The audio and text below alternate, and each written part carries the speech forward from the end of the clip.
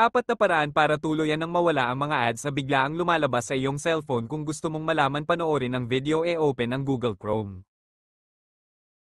Pindutin ang tatlong tuldok sa taas. Pumunta sa Settings. Pumunta sa Privacy and Security. Pindutin ang Ads Privacy.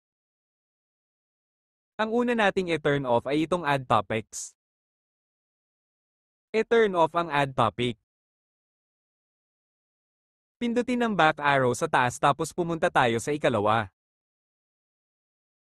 Pindutin ang Site Suggested Ads.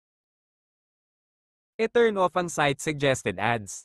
Pagkatapos ma-turn off ang Site Suggested Ads, pindutin ang back arrow sa taas para pumunta tayo sa ikatlo. Pindutin ang Ad Measurement.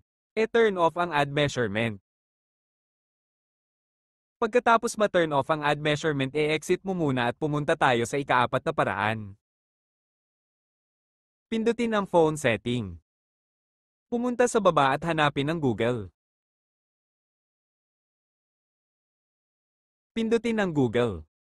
Pindutin ang All Services. Pumunta sa baba at hanapin ang Ads. Pindutin ang Ads. Pumunta sa baba at hanapin ang Delete Advertising ID. Pindutin ang Delete Advertising ID. Pindutin ulit ang Delete Advertising ID.